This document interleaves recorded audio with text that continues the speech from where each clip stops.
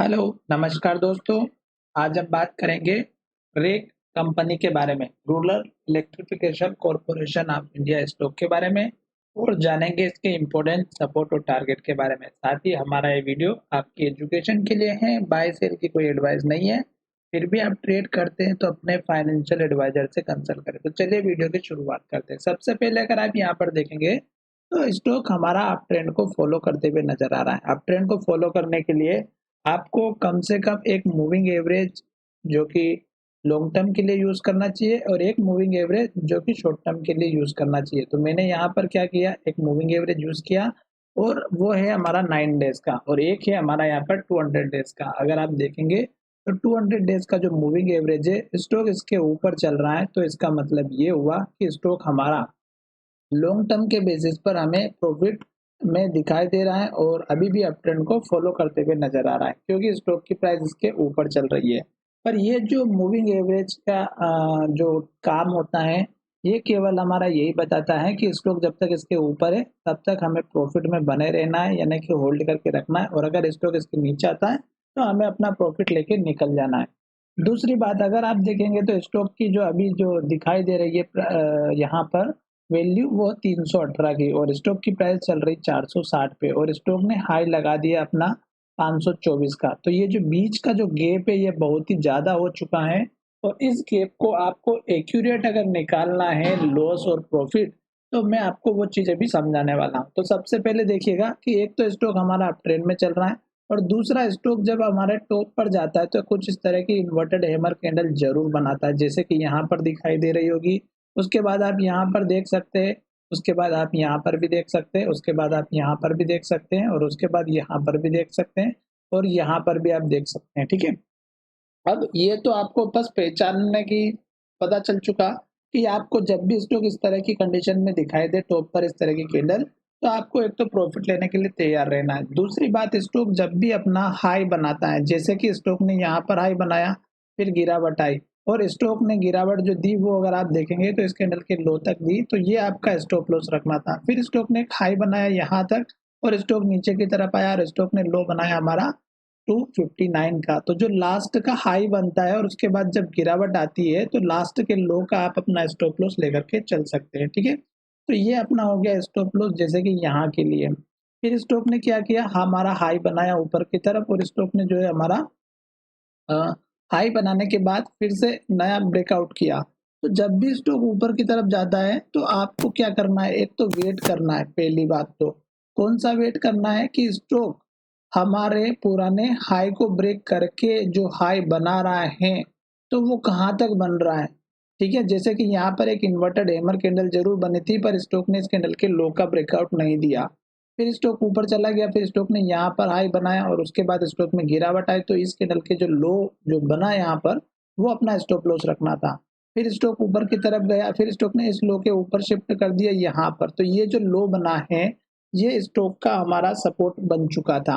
ठीक है, अब उसके बाद क्या हुआ कि स्टॉक ने इस हाई को ब्रेक किया और एक नया हाई बनाया यहाँ पर, और जब स्टॉक नीचे की तरफ आया तो 3 दिन तक गिरावट आई और स्टॉक ने यहाँ पर लो बनाया था। तो इस लो के बाद स्टॉक ने यहाँ ऊपर लो बनाया था। तो ये तो हो गया एक हमारा महत्वपूर्ण स्टॉप लॉस या सपोर्ट लेवल। क्यों? क्योंकि एक तो स्टॉक हमारे पुराने लेवल्स पर आया था और स्टॉक ने यहाँ पर सपोर्ट लिया और स्टॉक ने पुराने लेवल्स को होल्ड करके फिर से ऊपर जाने की कोशिश की, पर स्टॉक ज्यादा ऊपर नहीं गया क्योंकि पुराना हाई जो था वो ऊपर रह गया और स्टॉक ने जो हाई बनाया वो नीचे बनाया।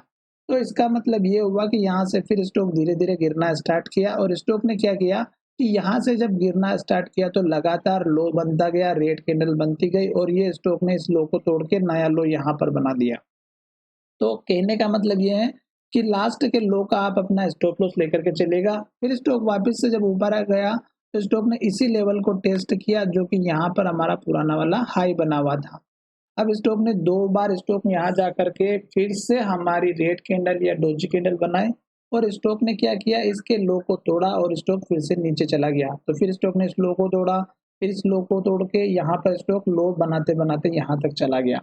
अब 2 दिन से अगर आप देखेंगे तो स्टॉक ने फिर से एक बढ़िया पॉजिटिव 2 कैंडल बनाई और फिर से स्टॉक ऊपर जाने की कोशिश कर रहा है। ग्रीन कैंडल बनी, हाई के पास क्लोजिंग हुई तो पहली बात तो ये कि जब तक स्टॉक हाई बना रहा है, ग्रीन कैंडल बना रहा है, अगर आपने पोजीशन लेके रखी है तो आपको बने रहना है। जब स्टॉक हमारा रेड कैंडल बनाना स्टार्ट कर दे, हाई बनाना बंद कर दे और पिछली कैंडल के लो को ब्रेकआउट कर दे, तो आप अपना प्रॉफिट लेके निकल सकते हैं। तो अब इस केस में आपको जो टारगेट देखने को मिल सकता है वो आप देखिएगा इस कैंडल के हाई को और इस कैंडल के हाई को आप ज्वाइन कीजिएगा। तो यहाँ पर एक हमारी ट्रेंड लाइन काम करती हुई नजर आएगी। मैं इसका कलर चेंज कर देता हूँ ताकि समझ में आए। तो ये देखिएगा मैंने आपके सामने ट्रेंड लाइन बना दी। अब एक तो ट्रेंड लाइन का आपका क्या रहेगा, रेजिस्टेंस रहेगा या टारगेट रहेगा। दूसरी बात, स्टॉक ने इस लो को तोड़ के यहाँ पर लो बना दिया।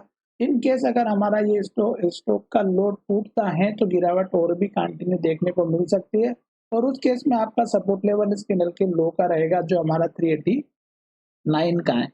फिलहाल स्टॉक अभी धीरे धीरे ऊपर जा रहा है। तो आपको क्या करना है कि चार्ट में कैंडल के को पहचान करके काम करना है, जल्दबाजी नहीं करनी है। और किस तरह से पहचानना है वो अभी मैं फिर से समझा देता हूँ। अगर आप यहाँ पर देखेंगे तो स्टॉक एक के बाद एक कैंडल में हमारा हाई बनाते हुए जा रहा था, ग्रीन कैंडल बनाते हुए जा रहा था और स्टॉक जो है हमारा यहाँ तक जो है इस कैंडल में अगर आप देखेंगे तो स्टॉक ने हाई तो बनाया पर स्टॉक ने कैंडल कौन सी बनाई थी, रेड बनाई और इस कैंडल के लो को नहीं तोड़ा था। तो इसका मतलब ये था कि आपको यहाँ पर वेट करना था। फिर स्टॉक ने क्या किया, ग्रीन कैंडल बनाई, हाई बनाया, ग्रीन कैंडल बनाई, हाई बनाया, हाई बनाते बनाते स्टॉक यहाँ तक गया और इस कैंडल में स्टॉक ने हाई बनाया और स्टॉक ने रेड कैंडल बनाई। पर पिछली कैंडल को अगर आप देखेंगे तो इसके आगे वाली कैंडल को देखेंगे तो आपको समझ में आ जाएगा कि स्टॉक ने क्या किया कि इस कैंडल के लो को तोड़ा और उसके नीचे क्लोजिंग दी और फिर स्टॉक नीचे चला गया। तो फिर यहाँ से आप इन दोनों में से एक कैंडल में अपना प्रॉफिट बुक कर सकते थे। सेम कंडीशन आपके लिए यहाँ पे लागू रहेगी। मुझे आशा करता हूँ कि मेरा ये वीडियो आपको अच्छे से समझ में आ रहा होगा। जैसे कि आप यहाँ पर देखिएगा स्टॉक ने ग्रीन कैंडल बनाई, हाई के पास क्लोजिंग हुई, फिर ग्रीन कैंडल बनाई, फिर हाई बना, फिर स्टॉक ने हाई बनाया, फिर हाई बनाया, फिर स्टॉक ने हाई बनाया और यहाँ जाकर के स्टॉक ने हाई भी बनाया और रेड कैंडल भी बनाए। पर इस बड़ी रेड कैंडल ने क्या किया, पिछली कैंडल के लो को तोड़ा और इसके नीचे क्लोजिंग दी। तो आप अपना प्रॉफिट बुक कर सकते थे जैसे इसके नीचे गया स्टॉक या फिर इसके नीचे क्लोजिंग होती हुई नजर आ रही थी तभी। तो इस तरह से आपको अपना प्रॉफिट बुक करना है। और यहाँ से देखिएगा अगर स्टॉक को देखेंगे तो लगातार लो बना रहा था, रेड कैंडल बना रहा था। तो जब तक लो बनाएगा, रेड कैंडल बनाएगा, तब तक तो एंट्री नहीं लेना है।